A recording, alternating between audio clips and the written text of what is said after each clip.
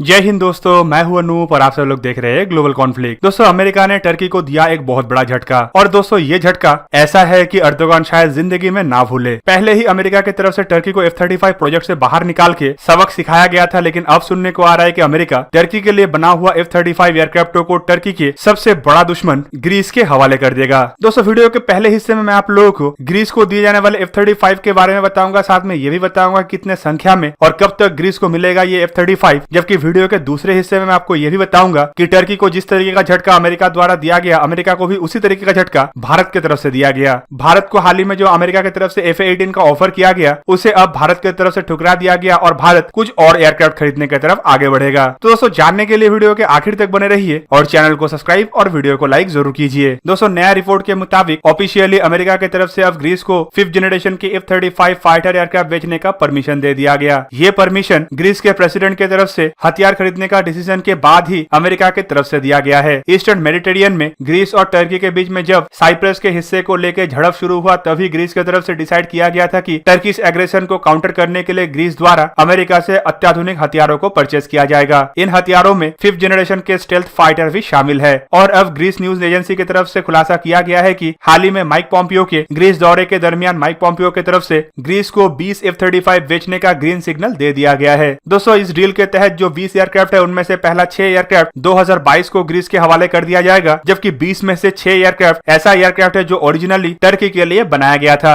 दोस्तों, ये टर्की के प्रेसिडेंट अर्दोगान के मुंह पे एक बहुत बड़ा तमाचा है, क्योंकि अर्दोगान अपने ही नीतियों के वजह से अब इस तरीके से फंस चुका है कि आगे इससे बाहर निकालना अब टर्की के लिए मुश्किल बनेगा। दोस्तों, अर्दोगान की तरफ से लिया गया कुछ डिसीजन अब टर्की को बुरी तरीके से फंसा चुका है, जिनमें ग्रीस के साथ बढ़ता हुआ झड़प के अलावा अजरबैजान और आर्मेनिया का लड़ाई के बीच में टर्की का हस्तक्षेप और फ्रांस के मामले में भी जिस तरीके से टर्की द्वारा बयान दिया जा रहा है, उसे भी प्रमुख माना जा रहा है। दोस्तों, ओरिजिनली अगर देखें तो F-35 प्रोजेक्ट से टर्की को बाहर निकालने के पीछे भी मेन मुद्दा टर्की ही था। दोस्तों, उस समय टर्की को अमेरिका द्वारा F-35 प्रोजेक्ट से बाहर इसीलिए निकाला गया था क्योंकि अमेरिका के बार बार मना करने के बावजूद टर्की द्वारा रशिया से S-400 मिसाइल सिस्टम को खरीदा गया। दोस्तों, S-400 मिसाइल सिस्टम खरीदने के बाद अमेरिका का यह डर था कि टर्की अब F-35 के टेक्नोलॉजी को रशिया के हवाले कर सकता है, जिससे S-400 को और उन्नत किया जा पाए और ये आने वाले समय में अमेरिका के लिए घातक बन सकता है। ओरिजिनली अगर F-35 के प्रोजेक्ट को देखें तो उसमें टर्की द्वारा करीबन $1 बिलियन इन्वेस्ट किया गया था, जबकि टर्की के 10 से अधिक कंपनी इस प्रोजेक्ट में F-35 के स्पेयर पार्ट्स का भी निर्माण कर रहा था। टर्की द्वारा करीबन 100 F-35 फाइटर एयरक्राफ्ट खरीदा जाना था और इस प्रोजेक्ट से बाहर निकालने के बाद टर्की के हाथ में F-35 तो अब लगने वाला है नहीं, बल्कि यही F-35 जो टर्की खुद खरीदने के लिए सपना देख रहा था, वो अब ग्रीस के हाथ में होगा।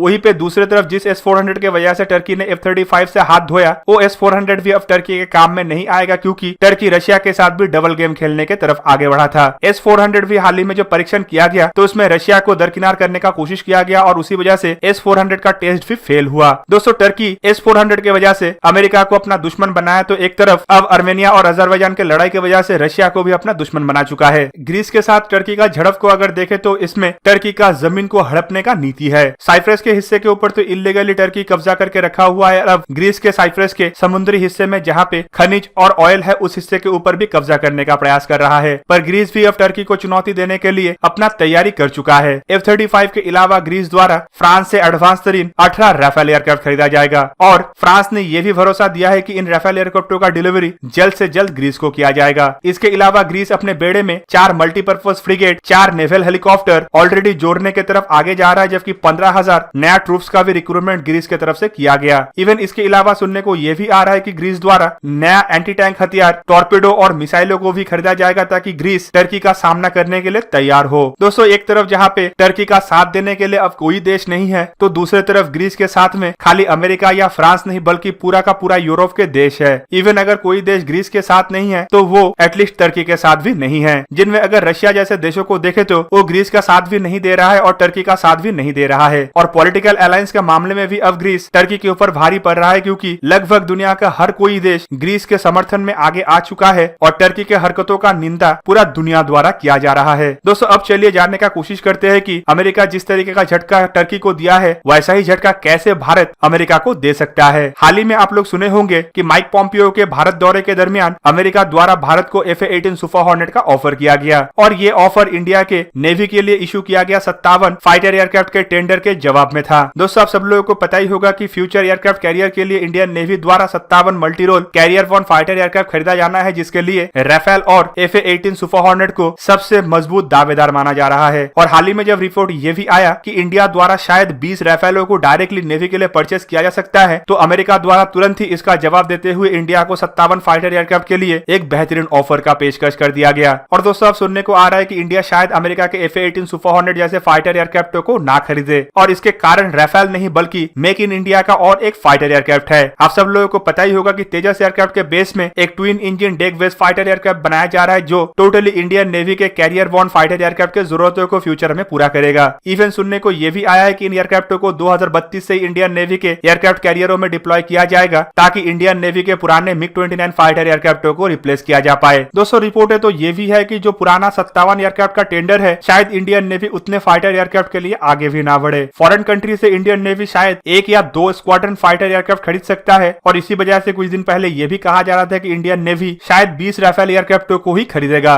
पर ये 20 राफेल एयरक्राफ्ट इंडियन नेवी के जरूरतों को पूरा नहीं कर सकता। इवन MiG-29 के एयरक्राफ्टों को भी रिप्लेस करने के लिए बड़े संख्या का एयरक्राफ्टों का जरूरत है। और दोस्तों ये जरूरत इंडिया के twin engine deck based fighter aircraft पूरा करेगा, और नेवी की तरफ से यह भी कमिटमेंट किया गया है कि नेवी द्वारा कम से कम 80 से 100 twin engine deck based fighter एयरक्राफ्टों को परचेस किया जाएगा। इसके अलावा एयरफोर्स की तरफ से भी ऑलरेडी कमिटमेंट किया गया है कि तेजस मार्क 1 और मार्क 2 के बाद इंडिया के लिए बनाया गया हर एक एयरक्राफ्ट एयरफोर्स द्वारा बड़े संख्या में खरीदा जाएगा, जिनमें twin engine deck based fighter aircraft के बेस पे ही एयरफोर्स के लिए बनाए जाने वाले twin engine omni role fighter aircraft को भी बड़े संख्या में एयरफोर्स की तरफ से परचेस किया जाएगा। दोस्तों ये दोनों एयरक्राफ्ट ही लगभग एक ही तरीके का होने की वजह से अगर इतने संख्या में हिंदुस्तान एरोनॉटिक्स लिमिटेड और इंडिया के बाकी एजेंसीज को ऑर्डर मिले, तो ये इंडिया के फ्यूचर फाइटर एयरक्राफ्ट के प्रोजेक्ट को काफी तेज गति से आगे बढ़ाने के लिए मदद भी करेगा। नेवी के जरूरतों को देखते हुए DRDO और हिंदुस्तान एरोनॉटिक्स लिमिटेड की तरफ से इस प्रोजेक्ट के ऊपर तेज गति से भी काम किया जा रहा है। एक रिपोर्ट के मुताबिक जो इंडियन नेवी का ये फाइटर एयरक्राफ्ट बनेगा, इसे तेजस मार्क 1 मार्क 2 के साथ साथ नेवी के लिए बनाए जाने वाले तेजस नेवल वर्जन के एक्सपीरियंस के साथ जोड़ के भी देखा जा रहा है। दोस्तों ये twin engine aircraft medium weight category का होगा, और इसका मैक्सिमम टेक ऑफ वेट करीबन 23 से 24 टन के दरमियान होगा। 2019 में इन एयरक्राफ्टों के कुछ डिजाइनों के खुलासा भी किया गया था, लेकिन उसमें काफी तब्दीली का भी जरूरत है, और माना जा रहा है कि 2021 तक डिजाइन को फाइनलाइज कर लिया जाएगा। इवन ये भी अंदाजा लगाया जा रहा है कि शायद इसका एक स्केल मॉडल अगले साल एरो इंडिया 2021 में पब्लिक के सामने भी लाया जा सके, ताकि पब्लिक को इसके बारे में ज्यादा जानकारी मिले। दोस्तों twin engine deck based fighter aircraft के डेवलपमेंट के फेज को देखे तो ADA के मुताबिक इसका पहला प्रोटोटाइप 2026 में आएगा, और 2029 तक इन प्रोटोटाइपों को अलग अलग फेज से ट्रायल से गुजारा जाएगा।